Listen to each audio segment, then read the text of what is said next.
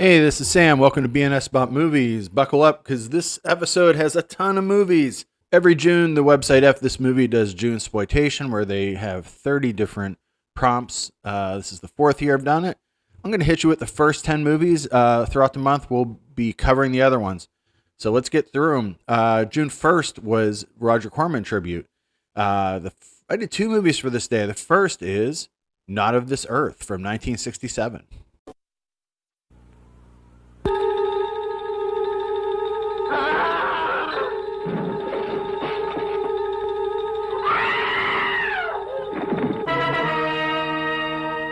Killer's a fiend of the most diabolical kind. 13. Maybe more. He's looking for only one thing. Blood. Human victims for human blood. Experiment in horror to satisfy a desperate need never before known. A need that was not of this earth.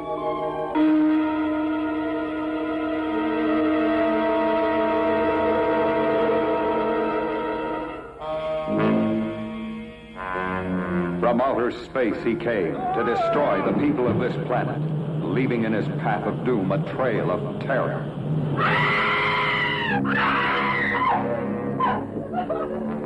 He's going to kill me! Stay there, I'm on my way. I can't stay.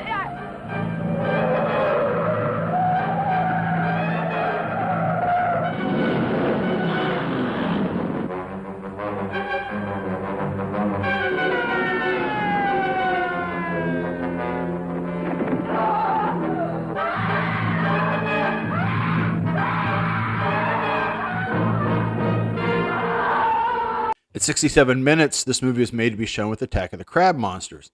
Stars Paul Birch as Mr. Johnson, a man literally not of this earth, because he's an alien from the planet Davana with blank eyes that can burn right into your brain.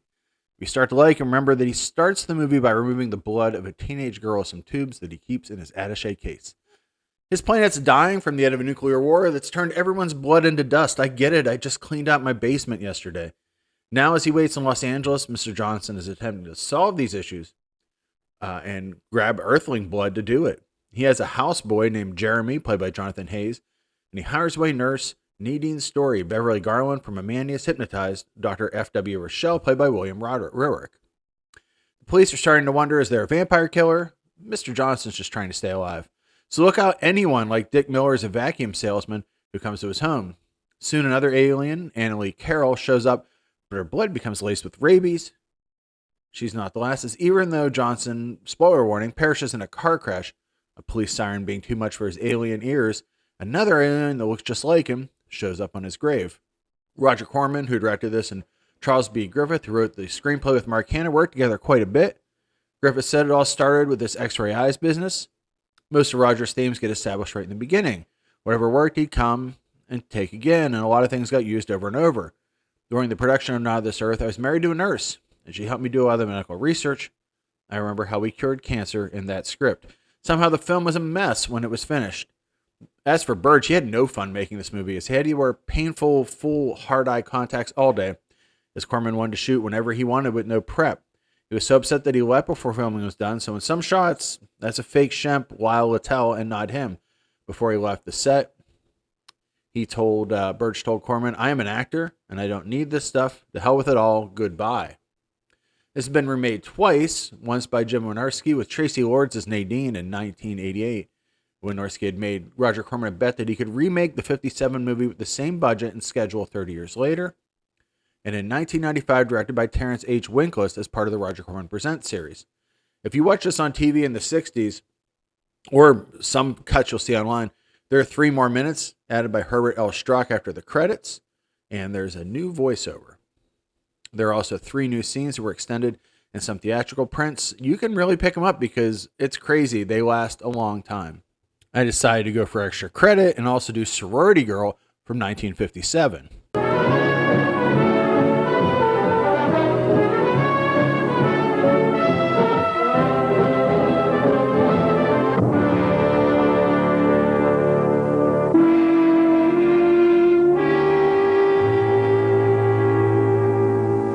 I'm Sabra, a sorority girl, and to all appearances I have everything a sorority girl could want. The kind of figure built to wear clothes and the clothes to wear. A dreamboat of a car. A man-stopping smile. And best of all, no inhibitions. But there is a strangeness within me, too. A hunger to hurt. And with it, a mysterious power that seems to search out those who are prey for my sinister enjoyments. I won't do it. It's not right. I know it's not right. But meanwhile, it'll help pay enough for both of us. You're the one that made me pregnant. Tina, I've never touched you. And you know I'm not the father. No, but I'll say you are. You've got 1,000 to spare. And I want it by tomorrow night. All these are easy victims to gratify my cruel savagery.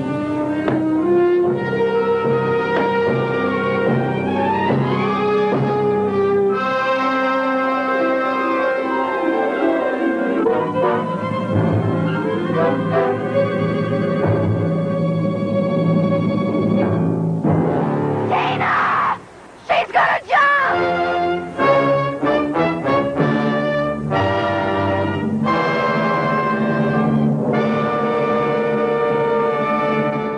1957 was a big year for Corman. He directed Naked Paradise, Attack of the Crab Monster, Not of This Earth, which we just covered, The Undead, Rock All Night, Teenage Doll, Carnival Rock, and the incredibly long title of The Saga of the Viking Women and Their Voyage to the Waters of the Great Sea Serpent.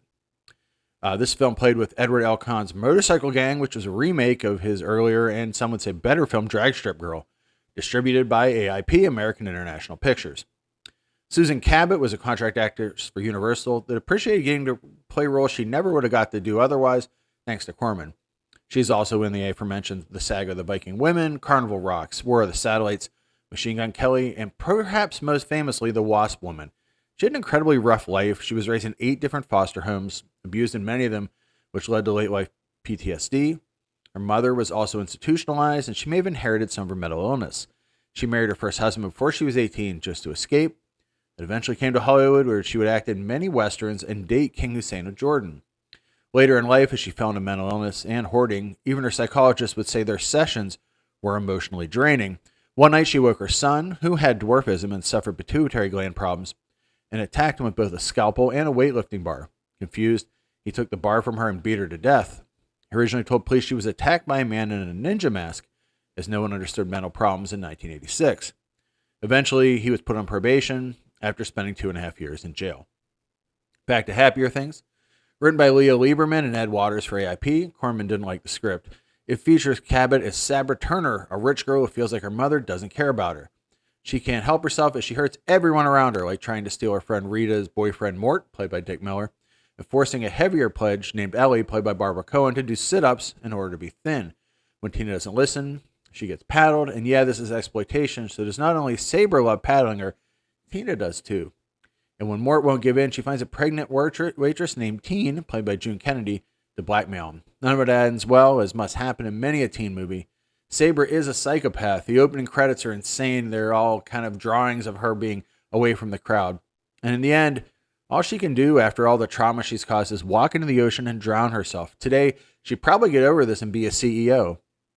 As you may know, there's nothing I love more than mean women in movies destroying people. Maybe I've had it to myself happen many times. Now I just watch it in movies. June 2nd's theme was zombies. So what do you watch when you've seen nearly every major zombie movie, especially when you grew up in Pittsburgh, which is the center of the world, as it should be for all zombie films? Zombie New Millennium from 2000, directed by Alex Visani, who wrote the script with Tom Larini and Dan Sabata, who also appear in the movie. Zombie New Millennium is all about Daniel, a black magic user who has created a new zombie virus that can be spread by mobile phones and television screens, kind of like Demons 2. And the zombies all look like, well, demons. If you like Demons 1 and 2, good news. This is a shot-on-video fan movie of it, sort of. Daniel's plan was to become rich and immortal, using his theory that there are 3 dimensions, Earth, Hell, and the Internet. He believes that when demons gain their power through humans, so by using a computer programmer, he's made an subliminal virus to allow him to have power over said demons. But of course, they defeat the programming, spread their virus all over, creating demons and zombies to spread their infection and finally destroy humanity. The Sonnies moved on to make movies like Born Dead, Blades in the Darkness, Stomach, and Mind Creep. This is obviously a very early effort, but even there are some interesting moments here, like the idea of phone calls causing transformations, people tearing their faces off. I mean, if I made a movie when I was in my teens, I would have ripped off the intestines eating scene from Antropophagus and been indebted to Cozy and Fulci too. I mean, I still would if I made a movie now. I mean, don't expect more than a grainy videotape film that is indebted at once to Italian splatter and Japanese horror ideas, but hey, greater things were in the future. Everyone starts somewhere. June 3rd is The Oily Maniac, a Shaw Brothers movie that was inspired by a series of Malaysian films. This film is about Sheng Yun, not the thing that comes to your town every year and has a million billboards. But Sheng Yun is a man who has risen past the handicaps that polio dealt him to become a lawyer. He tries to help a owner of a coconut oil farm who has killed a criminal to protect his daughter Yu. Before he is hung, the man gives Sheng Yun a black magic spell that has been transcribed on his back that will transform him into an oily maniac that will get revenge. The real problem is that Sheng Yun is in love with Yu, but Yu is really in love with Chen Fu Sin and wants nothing to do with our hero. That means he goes on a rampage, wiping out all manner of criminals like a plastic surgeon, a woman who accuses men of rape, and a blackmailer. Look, if someone asks you to look at the magic spell on their back, lie in a hole in your yard, and cover yourself with oil, I mean, you go with whatever you're going to do. A lot of folks think the Shaw Brothers only did martial arts movies. They also made movies like The Boxer's Omen, Human Lanterns, and Corpse Mania. Somehow director Meng Hua Ho and writer Lam Chua made a movie that feels like The Heap, Man-Thing, and Swamp Thing with a bit of The Toxic Avenger, but made in 1976. But you would think from hearing this that this is somewhat of a superhero movie that would be for kids. It's not. It has near constant nudity, the threat of sexual violence in every scene, and we have a really goofy costume creature juxtaposed against sheer depravity, including scenes where a woman reveals her burned breasts and the oily maniac attacks an abortionist mid-baby killing. According to IMDb, this is based on the Malaysian legend of Orang Maniak, the oily man, a creature that comes to life out of crude oil and is fueled by the hope for revenge by those that have been done wrong. There are 3 Malaysian films, Curse of the Oily Man, Orang Maniak, and Serang Orang Maniak, as well as 2 modern movies, Orang Maniak and Pontianak versus Orang Maniak, where the oily man battles a vengeful ghost woman. Our 4th day is Free Space, and I picked The Lincoln Conspiracy. I'm obsessed with the fact that Sun Classics and Chick Sun Classics released these true fact movies. In the 70s, there's Peter Graves and the Mysterious Monsters, Rod Serling narrating The Outer Space Connection, the Bermuda Triangle. Everybody was making Bermuda Triangle movies in the 70s.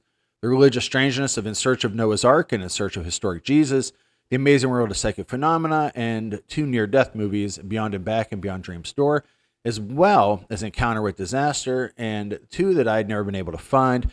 One is pretty much lost, The President Must Die, and the other is today's film, The Lincoln Conspiracy. It starts with a voice saying, "Ladies and gentlemen, everyone sitting in this audience has been exposed to the traditional story of the assassination of President Lincoln. For over a century, history books have taught us the murder was committed by a crazed actor named John Wilkes Booth. The history books go on to say a few Southern rebels helped him and no one else. The motion picture you're about to see will shock you, because the true story of President Lincoln's assassination cannot be found in a history book. It is a story of corruption, treachery, and cover-up. It is a story every American has a right to know, and man, by 1977, people were all into conspiracies. We're 14 years removed from JFK, so people were really talking about it. We're up and running. This is based on the book of the same name by David W. Balsinger and Charles E. Seller Jr. Charles E. Seller Jr., a Cajun Catholic who converted to Mormonism and then to evangelical Christianity, wrote The Life and Times of Grizzly Adams and founded Sun with Raylan Jensen and Patrick Frawley. Jensen Frawley Productions were formed by those guys later. These guys were the kings of market research and forewalling, a process in which they bought space at a theater and did all the ads, then collected all the ticket money. It's a Kroger-Babb trick. They realized that there was a Christian audience that wanted G-rated movies on one hand and paranormal ones on the other. Chick Sun Classics, whatever you want to call them, were ahead of their time when it comes to what is on basic cable today. It made the movie look better to be based on a book, so Chick Sun Classic Books put this out. Again, another Kroger-Babb move. Put a book out with your movie. Make 2 profits off one piece of work. The main idea of the book and the movie is that historians have been part of a cover-up that started with Secretary of War Edmund M. Stanton, Union spy Lafayette C. Baker, Senator Benjamin F. Wade, John Conness, and other congressional radical Republicans, and a cadre of northern bankers and speculators all wanted to capture President Lincoln, keep him hidden until they could impeach him. He wanted to unite the country after the Civil War, and they were upset that they would lose money. Baker also found out that actor John Wilkes Booth had wanted to kidnap Lincoln and brought him into the plan. After Booth failed several times, he was told to stop. Instead, he decided on his own to kill Lincoln on April 14th. He had a diary that incriminated several of the men who paid for him to do the plot, and they panicked. A Confederate double agent named James William Boyd was killed, and the trial that followed and the autopsy were altered to make it appear as if Booth was killed when he was brought to England by sympathetic Southern soldiers. James William Boyd is said to be who is dead. But maybe, you know how speculative history is. The books, films, and theory and were perhaps all that well researched. But, were people covering it up? Who can say? The movie ends with a long list of books that came from this, but many experts say that they just kind of did whatever they wanted. They played loose and fast with facts, but isn't that what we want sometimes? Secretary of War Edwin Stanton is played by Robert Middleton, who was in Even Angels Eat Beans. John Derher, who was an animator in Fantasia and a radio actor long before his acting career. Bradford Dillman, who was at war with nature for a long time in Bug, Piranha, and the Swarm, as John Wilkes Booth. Tom Henning as Robert Campbell. Whit Bissell, who's a mad scientist, and both Creature from the Black Lagoon and I Was a Teenage Werewolf. Our friend Ken Kirchhoff from Dallas is John Surratt. James Green from 1 Hour to Live is Captain William Boyd. Len Wayland is Ward Lehman. Edmund Lipinski as Edwin Henson. Greg Oliver, the killer from Scalpel, another great Southern regional film, is George Julian. Frank Schuller is Lieutenant Everett Conger. Patrick Wright from Track of the Moon Beast is Major Thomas Eckert. Sonny Schroyer, Enos from The Dukes of Hazzard is Lewis Payne. Wallace Wilkinson, who's in Cannibal Apocalypse, Invasion USA, and The Visitor, what a bunch of titles, is Dr. Samuel Mudd. Mimi Hunts, who was also in Scalpel and Asylum of Satan, is Mary Surratt. Ben Jones is Samuel Arnold. Yes, this movie has both Cooter and Enos in it. It is a all-star Southern movie cast. John Anderson, the car salesman from Psycho, is Lincoln. And Son's narrator in this, as always, is Brad Crandall, also the voice of Curse of Dracula on Night Cliffhangers, which we covered a few months ago. One of my favorite movies, Texas Chainsaw 2, and The Wizard on the early 80s Spider-Man cartoon. Director James L. Conway went from some movies, like their Classics Illustrated TV movies, and Beyond and Back, Hangar 18 and The Boogans, to episodic TV, doing shows like Hard Castle McCormick, Star Trek The Next Generation, and Charmed to The Orville and The Magicians. He also produced Charmed and created the series Burke's Law and University Hospital. As always with Son, I loved every single minute of this, no matter how fake the beards look. June 5th is Surviving the Game, which is 90s action.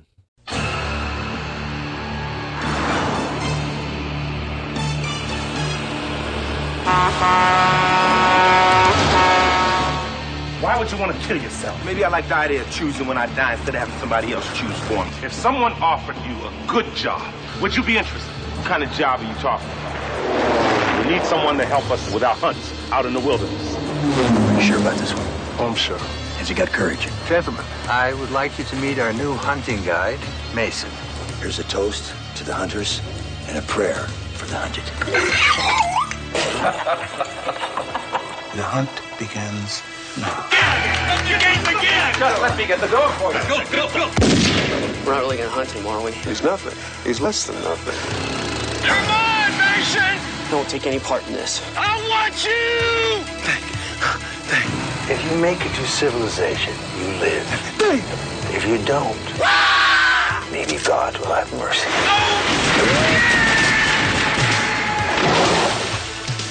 I think he's gone back to the cabin. None of them has ever done that before. Mr. Mason! What's that smell? Everybody out of the cabin! I like my meat rare. Job well done, bitch. Jack Mason knows he's going to die someday. Damn, I wish I'd never started smoking. But today, he's not in the mood. This is where it gets interesting. Never underestimate Come on, Mason! a man who has nothing to lose. Rutger Hauer, Charles Dutton, Gary Busey, F. Murray Abraham, William McNamara, and Ice-T. Surviving the Game. Bang! Directed by Ernest Dickerson. How awesome is it that Ice-T got to play both the hero and the villain in movies that are remixes of The Most Dangerous Game? Starts here as Jack Mason, a homeless man hunted by the rich and powerful. Just 3 years later, he'd be Vincent Moon, the crime overlord who has gathered 100 of his best killers to, well, kill each other in mean guns. It's as wild as the journey that took him from singing lyrics like, I got my 12-gauge sawed off, I got my headlines turned off, I'm about to bust some shots off, I'm about to dust some cops off, to playing Detective Finn Tutola for a quarter of a century on primetime cop TV. Director Ernest Dickerson's made a cool path in his career, too. He started as the cinematographer for several Spike Lee movies, as well as John Sayles' Brother from Another Planet, Robert Townsend's Eddie Murphy Raw, and James Bond III's Death by Temptation. He directed some really interesting films along the way, such as Juice, Tales from the Crypt, Demon Knight, and Bones, a movie which I feel is really underthought. It's a great movie. He's since directed episodes of The Wire and The Walking Dead. In this film, Jack Mason's just lost his dog and his only human friend, an outhouse man named Hank. Jeff Corey, who was blacklisted and became an acting coach before going back to acting. He's in movies like Jennifer and The Premonition. Between that, being on the streets of Seattle, and never dealing with the loss of his wife and daughter, Jack Mason decides to kill himself. He's saved by Walter Cole, who's played by Charles S. Dutton, who runs a soup kitchen and refers him to Thomas Burns, Rutger Hauer, a man who runs hunting parties and needs someone who knows how to survive and teach their party, which includes CIA psychologist and hunt leader Doc Hawkins, Gary Busey, Texas oil tycoon John Griffith, John C. McGinley, who is grieving over a lost daughter as well, a wealthy Wall Street trader, Derek Wolfe Sr., F. Murray Abraham, the biggest star here, and his son, Derek Wolfe Jr., William McNamara. Of course, the hunt is to kill human game, but the time on the street has taught Jack how to be more ruthless than any of these incredibly evil people, or even the ones that have been led to be part of this group. Kind of like Hard Target without Ice-T doing splits. Writer Eric Berndt was also behind Virtuosity, Romeo Must Die, and then you see he also wrote Highlander Endgame and the remake of The Hitcher, and you want to be nice to him, but Anyway, I kind of love this movie because the cast is pretty great, and I'm all for Ice-T snarling every single bit of dialogue he says. Our next film is Vengeance of the Zombies from 1973, released in Spain as Rebellion de los Muertes, Rebellion of the Dead Women. This Leon Klonowski directed and Paul Naschy written movie was also released in Italy as La Vendetta de Morte Vivente, Revenge of the Living Dead, as Germany as 3 titles, Rebellion of the Living Dead, Invocation of the Devil later, based on The Exorcist, and Bloodlust of the Zombies in 1980, they cash in on Dawn of the Dead. And played double features in the US with another Klonowski movie, The Dracula Saga, but it returned like a zombie from independent artists as Walk of the Dead, complete with a shock notice before every murder. I order you, Gloria Irving. I order you to arise and obey me. Obey me. Have you ever heard of voodoo? Of the resurrection of corpses to serve Satan?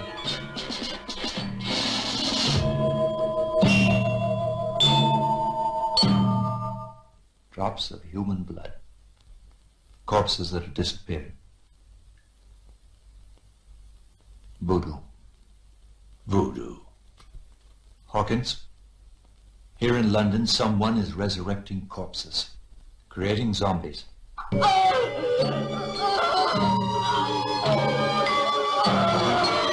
Yes.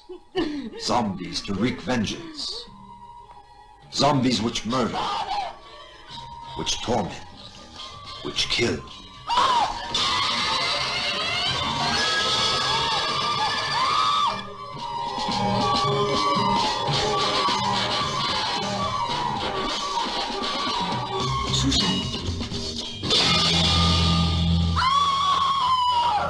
Vengeance of the Zombies will initiate you in the darkest secrets of Hindu conjuring. You will witness the unknown rites of voodoo.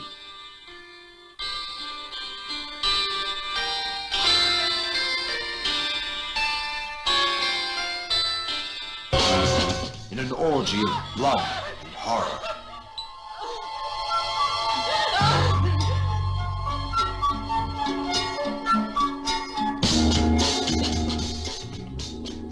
Vengeance of the Zombies, with Paul Naschy in a dual creation. and the presentation of Romy, Myrta Miller, and Vic Winner as Lawrence. A fascinating drama of ancestral and ancient rites in today's modern world of London. Vengeance of the Zombies.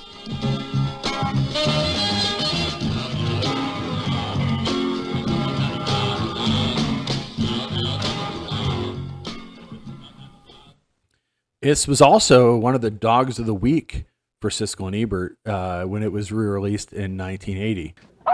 And now it's time for Spot the Wonder Dog and Dogs of the Week, where Roger and I each pick the week's worst movies. Well, gee, my dog this week is a real bottom-of-the-bucket item named Walk of the Dead about some zombies stealing bodies for blood. Now, I don't even know what country this movie is from. It's supposed to take place in London. That means they show you a British taxi cab walking past every once in a while, or driving past, Right. but the characters live in Italian palazzos. They eat mostaccioli all the time. They speak in dubbed English, and the street signs in English are subtitled in Spanish. This movie has something for everyone. Every once in a while, the whole screen, though, is taken over by a big red sign that says, shock notice. Now, that's supposed to warn you about a violent moment coming up, but since the shock notices come after the shocks, however, what they really do is warn you that you just missed one. For example, a guy in this movie cuts his own throat, and then it says shock notice, and then we cut back to the guy, and what do you know, sure enough, his throat is cut. Really Sounds brilliant. awful, but Right. funny, I think. I can't even imagine what people thought in 1980 expecting a Romero movie. It's closer to a 40s zombie movie mixed with some Jell-O as a serial killer's murdering gorgeous women, all of whom were brought back to life by a mystic named Katanka, who's building an army of, well, sexy women. He also has a brother named Krishna, making people feel good about themselves and enlightened. Both of those roles were played by Paul Naschy. Naschy is also Satan in a dream sequence. At the heart of this movie is Elviri, who is Rami, who is also in The Killer with 1,000 Eyes. She's the kind of ravishing redhead that seemingly only exists in Euro horror movies. She's just lost her father and brother, but Katanka wants to add her to his growing group of the sensual and sultry Walking Dead. A lot of people say bad things about this movie, but they are closed-minded folks who can't grip the fact that a surrealist Spanish horror film with a fuzzed-out jazz score, Paul Naschy, Myrta Miller, Maria Costi, lots of slow motion, plenty of stock footage, and the kind of feeling that even Naschy would say felt drug-induced can be what movie watching should be all about. I could care less about being what's into the hottest and pairing the worlds of film Twitter. I'm much happier watching an absolutely battered copy of this, so excited that Rami is in a cover version of an Italian Gothic by way of an American zombie movie, diaphanous white gown, candelabra, and all. This movie is made on location in its own world, and we're all the better to spend just a few minutes living in it. On the 7th, the next movie was Miami Super Cops. Freeze! Hands up! You! Get up! Hands in your head! Stop! Stop! Listen, Joe Garrett got out of jail yesterday. Why are you calling me? It's the only case we never solved in our whole career. Hey, look here. He registered under his own name. Anyone visiting? Visit who? Garrett. Muscle. Upon muscle.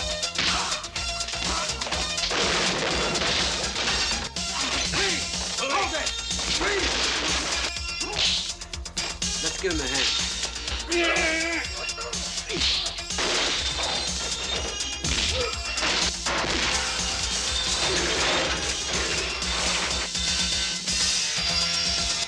You know, I've been feeling we met somewhere before. You were the first man to beat me at arm wrestling. Well, you're tougher than my emails. Up against the... Oh, mister, was that your car? Beat it before the cops get here. Huh? Then Garrett got out of jail. Came here to Miami to find his friend, Ralph Duran. Maybe shit. Garrett found Duran. But Duran had a new face and a new name. Never can guess what happened next. They found Garrett's body with 6 inches of cold steel.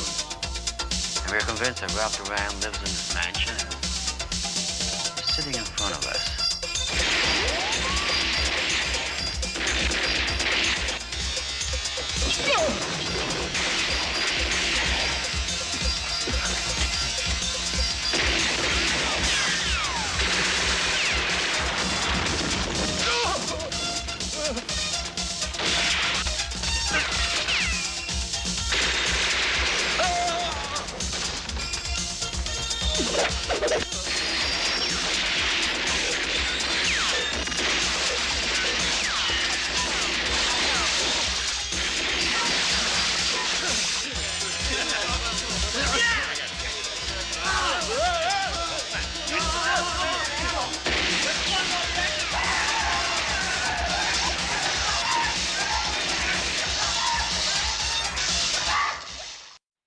Seven years ago, after a daring bank robbery in Detroit, FBI agents Doug Bennett and Steve Forrest, who are of course Terrence Hill and Bud Spencer, were only able to arrest one of the three criminals, Joe Garrett. Yes, that's Richard Liberty, Dr. Logan from Day of the Dead. They never found the other two thieves or the $20 million they stole. And as soon as Garrett gets out of jail, he shows up in Miami, and even sooner, he's dead. Doug has stayed an agent, but Steve is now a flight instructor. This is the one chance to solve the case they never finished, so they disguise themselves as police officers and go to Miami. Well, that's Doug's plan. Steve wants left alone, so Doug tells him their old boss, Tanny, played by CBC, has been killed. It's just a lie to get him to go. Miami Super Cops is the last non-Western that Hill and Spencer would be in together. 94's Troublemakers is their last movie, and it's an attempt to stay current and be like Miami Vice, while perhaps reminding fans of 77's Crime Busters. But yeah, Miami Vice. And we all know how much Italians not only love to rip off pop culture, but go to Florida to make their movies. This doesn't have as much of the humor as their past films, and more guns than slaps. It's a lot of Beverly Hills Cop and the 80s synth that you want. Carmelo and Michael LaBionda, who also did Virtual Weapon, the Antonio Marghetti movie that teams up Hill with marvelous Marvin Hagler. Whoever finds a friend finds a treasure, and My Beloved Super Fuzz are the composers. Director Bruno Corbucci made the journey from writing two of the most violent westerns ever, Django and The Great Silence, for his brother Sergio, and ended up making movies like this, Aladdin for Canon, and multiple movies with Thomas Mullen playing Inspector Nico Giraldi. He wrote this movie with Luciano Vincenzoni, who also wrote Raw Deal, the book, and the movie Orca. Yeah, A Quiet Place in the Country, and The Good, the Bad, and the Ugly. I kind of like the character of Annabelle, a larger woman played by Rhonda Lindstad, a pro bodybuilder who is also one of the touring American Gladiators. Her only other acting roles in an episode of Miami Vice, and one has to figure that came in good here. And in Sergio Martino's Wild Uppercut Man, a movie that will 100% be on this show. Italian-American actor Buffy D is also in this. You may remember as Barney, the club owner, and Mako, the Jaws of Death. He also shows up in Nightmare Beach, the Hill and Spencer movie Go For It, and Lady Ice. My goal is to watch all the Hill and Spencer's movies. They always fill me with absolute joy. Up next is super legend God Hikoza. If you liked, this is for Kaiju Day, if you like Monster Seafood Wars, director Minoru Kawasaki, who also did Executive Koala, The Monster X Strikes Back, Attack the G8 Summit, is back with another kaiju movie, this time with a mecha created by scientists to battle a gigantic sturgeon. Many years ago, the human race worked with the godness aliens to create super legend god Hisoka and defeat Shashihokon. But now the alien monster has escaped his prison and possesses the salaryman to get his revenge on humanity. That brings in the UISAS, the United Ultra Institute Space and Astronaut Science. Get it right. Find a small doll that allows them to change places of their scientists with the super legend god when needed. The team will learn to work together as one, get past their personality problems, and find the arms and legs of the giant robot to save Earth. Kind of love that in order to appeal to our people, the superhero gets to be part of a Sentai live action show for children, and that the UISAS studies space archaeology, which seems to be something all governments of the world should be doing. We should also be building gigantic robots, but no one will listen to me. Finally, on the 9th, Kung Fu movie, Karate for Life. Karate Baka Ishide, which means A Karate Crazy Life, is the third and final movie in actor Sonny Chiba and director Kazuki Yamagachi's series of movie about Kyushu karate master Masa Oyama. They're based on a manga, and the comic book and anime led to a karate boom in the movie. A karate boom in Japan. The artwork inspired Street Fighter. And if you ever played Karate Champ where you fight the bull, you are in the second movie, Karate Bullfighter. It was released in the U.S. Everywhere else, Champion of Death. The second movie is Fighting Karate Brutal Ultimate Fist. It's called Karate Bear Fighter here because, yes, we have Sonny Chiba fight a man in a bear costume. Oyama hates all other martial arts. He calls them dancing, and he goes out of his way to prove that he has the strongest martial arts. That's how this movie starts. He goes into a school and decides to say that everybody here is inferior. So he the sensei says, I have 100 students. He said, I'll fight all 100 if you are 101. They battle. They pour oil on the floor to throw off his balance. He still destroys everybody. And then he takes the eye out of the sensei, who follows him for the rest of the movie, hoping to attack him. They finally battle in a hall of mirrors, just like Enter the Dragon, and Oyama throws him off a cliff. In between, looking money to help street children, he becomes involved with pro wrestling, which is used to entertain U.S. troops occupying post-war Japan. Despite giving up plenty of size, Oyama again obliterates anyone he faces and refuses to throw matches. Refuses for the Yakuza organized crime figures that run it all. However, after he saves the life of a prostitute named Reiko, who was planning to kill herself after being assaulted by U.S. soldiers, he needs money to save her after she becomes sick, so he finds himself coming back to wrestling, but now he's in real death matches. And someone has to die at the end of them. Of course, as you expect it, it's not him. There's a lot to love here. The hero says justice without power is nothing. Power without justice is just violence, which is like Chiba, who renamed himself JJ Sonny Chiba in the 80s, the JJ meaning Japanese justice.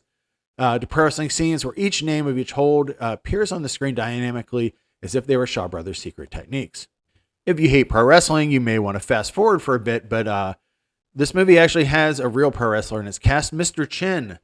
According to a biography that I found online, he was born Yuichi Deguchi and was a judo-style martial artist who started his life in the Hyogo Prefecture's riot police unit before becoming part of the Pro Judo, an international judo association that was founded as a way for judo fighters to make money putting on bouts and touring before the rise of Japan's first pro wrestling group, JWA, which is where Ricky Dozan started.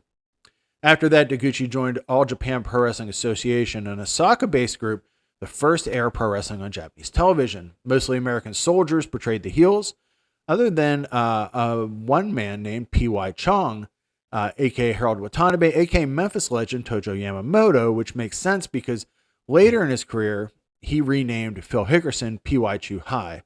After being part of JWA's Interpromotional Japan Championship Series in 1956, Deguchi joined with other Osaka locals to make it to JWA. They included Michiaki Fireball Kid Yoshiyama, future famous All Japan Pro Wrestling referee Kanji Joe Higuchi, and Hiyuki Nagasawa. He became known as Mr. Chin, dressing in Chinese clothes, and was one of the first wrestlers to use the dreaded poison mist, as well as being a native heel when often foreigners were the heels, or bad guys. Chin feuded with Giant Baba, who's one of the most famous wrestlers ever, who took him out of wrestling for 2 months with a big boot. After time in the hospital and encouragement from the nurse who became his wife, Mr. Chin returned. In his first match against Baba, he bit him so hard in the chest that he left him with a scar that the All Japan Pro Wrestling boss would carry for the rest of his life. After some stomach issues, Deguchi went into acting, but he came back in 1970 for a promotion called IWE. As part of that group, he traveled to the U.S. on excursion for several years, reforming his team with Yamamoto under the name Mr. Kamikaze. He returned in 1976 as a gaijin foreigner heel by the name of Mr. Yodo, and would later become part of the independent Gurentai army with Goro Tsurunumi and Katsuo Oyama, as he did their managing, taking back his Mr. Chin name eventually. Just before IWE went out of business, he would lose to Hiromochi Samson Fuyuki by DQ on the final show at a playground. The IWA, as it went out of business, a lot of its stars went to other companies and became a bigger deal out of business than in. Masao Inui, Ashura Hara, Surumi, and Fuyuki would join All Japan, and their biggest stars, Rusher Kimura, would take Isumi Teranashi and Animal Hamaguchi with him to New Japan Pro Wrestling for the first invasion angle in Japanese pro wrestling history, the one that would later inspire the UWFI and then the NWO in the US. Meanwhile, IW founder Isao Yoshihari became a booker matchmaker for New Japan. As for Goro Surumi, he ran an independent group called IWA Kakato Shinjuku, in which he was the only star, and he battled other mass locals as well as indie journeymen like Shoji Lamanaminumi Nakamaki. The Lamanaminumi is from an ICP thing. That's not his real name. He's Shoji Namanaki, a baseball writer who became a pro wrestler, and Yakahide Yuno. But what of Mr. Chin? After IW went out of business, he worked all over the world. He even was in the Middle East for a while. He would eventually debut for Frontier Martial Arts Pro Wrestling at the age of 60 in 1993 as a comedy match character who would open shows, often wrestling young trainees like future ECW star Masato Tanaka. He also feuded with Gusaku. I once wrestled Gusaku in Wrestling Marvelous Future in Tokyo when he used the name Biomonster DNA and dressed like a giant monster. You can't imagine how thrilled I was to DDT a monster, who was using the gimmick name of Undertaker Gusaku, and Mr. Chin was Jinsei Chinzaki, taking off from Jinsei Hakushi Shinzaki. Sadly, Mr. Chin died of chronic renal failure after a lifetime of issues with diabetes in 1995. Speaking of Japanese actors who would be unknown to American audiences, but yet famous to them, Soyuki Shushinama is in this. He's best known for being the man in the suit in Johnny Sacco. But speaking of pro wrestling, this was remade in 2003 and 2004. The second film has pro wrestlers Keiji Muto, Masakatsu Funaki, and kickboxer and former K1 referee Nobukai Kakuda in it. And now for our last movie, Furia Asina. Of all the movies that came in the wake of Jaws, I may be most fascinated with Tintoretto Tiger Shark, but I've already seen that, so to do June 10th Sharksploitation, I had to look a little further. Tintoretto is based on the book by oceanographer Ramon Bravo, someone who fascinates me as he discovered the sleeping sharks of Isla Mujeres. He had Jacques Cousteau's son place a memorial for him at the base of the ocean, and he is also the underwater zombie in Lucio Fulci's Zombie. That movie is as much a shark film as it is a softcore movie about the three-way relationship between its heroes. It's also the only shark movie I've ever seen with full frontal male nudity. But 13 years after Tintoretto, Rene Cardona Jr. made this movie, Furia Asina. Mostly it's about ecological-minded students devoted to solving the riddle of AIDS by studying sharks and taking their antibodies. As you can imagine, this somehow makes the sharks more murderous. My head is like a shark fin. As you know, you do not experiment medically on sharks. This film follows one of those sharks, and it beeps every time we see it, every time the camera gets close to it, as the Jaws theme plays. Even when Joe D'Amato and Bruno Mattei ripped off Jaws, they did not have the cojones big enough to take the theme song. There's also a BDSM serial killer on the loose, taking one of the scientists and tying her up. And along the way, we get a Casio demo track synth soundtrack, the spandex, butt shots, shot on video and released straight to home video. Also, Gerardo Zepeda, who plays Pariente in this, had quite the career. He appears in everything from El Topo to Sorceress, Dr. Tar's Horror Dungeon, the Ringo Starr movie Caveman. He's the monster in Night of the Bloody Apes and Cyclops, and my favorite Santo movie, Santo and Blue Demon versus the Monsters. This movie is not as good as the original, but the fact that it exists and that I found it means a lot to me. So that's the first 10 movies. Whew, hope you enjoyed it as much as me. You can find all the different categories that F this movie online. You can find my site at bnsbotmovies.com. Reach out to me at bnsbotmovies@gmail.com and get ready for a new episode on Friday. Thanks.